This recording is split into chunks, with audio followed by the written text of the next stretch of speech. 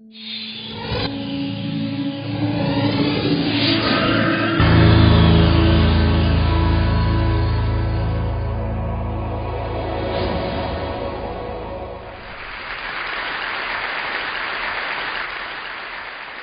is a representation of your brain, and your brain can be broken into two parts.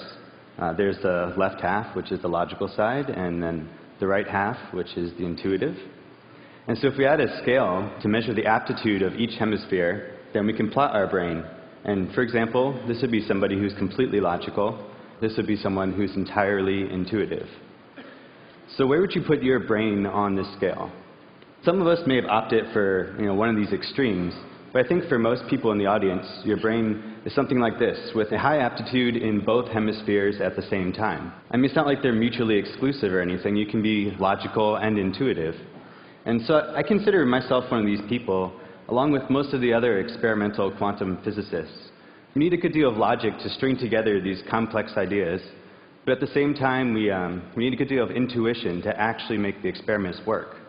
How do we develop this intuition? Well, we like to play with stuff, so we go out and play with it, and then we see how it acts, and then we develop our intuition from there. And, really you do the same thing. So some intuition that you may have developed over the years is that one thing is only in one place at a time. I mean, it even sounds weird to think about one thing being in two different places at the same time, but you weren't born with this notion, you developed it. I remember watching a kid playing on a car stop. He was just a toddler and he wasn't very good at it, and he kept falling over. But I bet playing with this car stop taught him a really valuable lesson, and that's that large things don't let you get right past them, and that they stay in one place. And so this is a great conceptual model to have of the world, unless you're a particle physicist. It'd be a terrible model for a particle physicist because, well, they don't play with car stops. They play with these little weird particles. And when they play with their particles, they find they do all sorts of really weird things, like they can fly right through walls, or they can be in two different places at the same time. And so they wrote down all these observations, and they called it the theory of quantum mechanics. And so, that's where physics was at a few years ago. You needed quantum mechanics to describe little tiny particles, but you didn't need it to describe the large, everyday objects around us. This didn't really sit well with my intuition, and maybe it's just because I don't play with particles very often. Well, I mean, I play with them sometimes, but not very often. And I've never seen them. I mean, nobody's ever seen a particle. But it didn't sit well with my logical side either, because if everything is made up of little particles, and all the little particles follow quantum mechanics, then shouldn't everything just follow quantum mechanics? Yeah, I don't see any reason why it shouldn't. And so I'd feel a lot better about the whole thing if we could somehow show that an everyday object also follows quantum mechanics. So a few years ago, I set off to do just that. So I made one.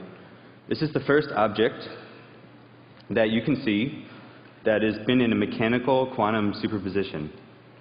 So what we're looking at here is a tiny computer chip, and you can sort of see this green dot right in the middle, and that's this piece of metal I'm going to be talking about in a minute. This is a photograph of the object, and here I'm going to zoom in a little bit. We're looking right there in the center, and then here's a really big close-up of the little piece of metal. So what we're looking at is a little chunk of metal, and it's shaped like a diving board and sticking out over a ledge. And so I made this thing in nearly the same way as you make a computer chip. I went into a clean room with a fresh silicon wafer, and then I just cranked away at all the big machines for about 100 hours. For the last step, I had to build my own machine to make this swimming pool-shaped hole underneath the device. This device has the ability to be in a quantum superposition, but it needs a little help to do it. Here, let me give you an analogy. You know how comfortable it is to be in a crowded elevator? I mean, when I'm in an elevator all alone, I do all sorts of weird things, but then other people get on board, and I stop doing those things because I don't want to bother them or, frankly, scare them. So quantum mechanics says that inanimate objects feel the same way. The fellow passengers for inanimate objects are not just people, but it's also the light shining on it, and the wind blowing past it, and the heat of the room. And so we knew if we wanted to see this piece of metal behave quantum mechanically, we're going to have to kick out all the other passengers. And so that's what we did.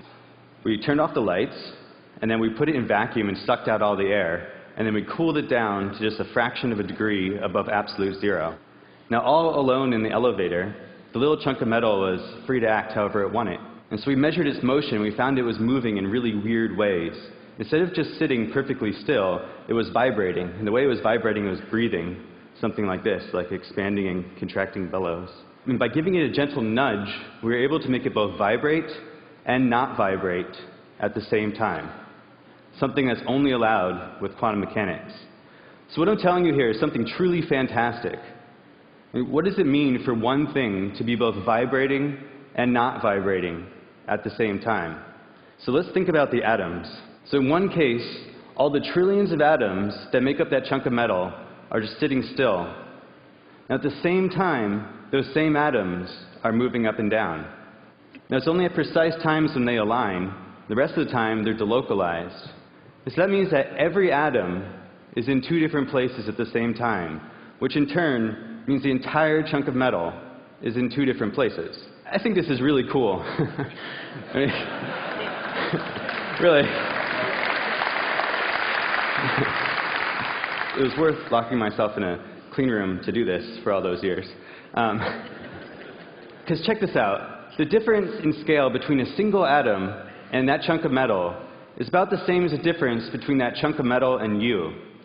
So if a single atom can be in two different places at the same time, that chunk of metal can be in two different places, then why not you? I mean, this is just my logical side talking. So imagine if you were in multiple places at the same time. What would that be like? How would your consciousness handle your body being delocalized in space? There's one more part to the story. Is when we warmed it up and we turned on the lights and looked inside the box, we saw that the piece of metal was still there in one piece.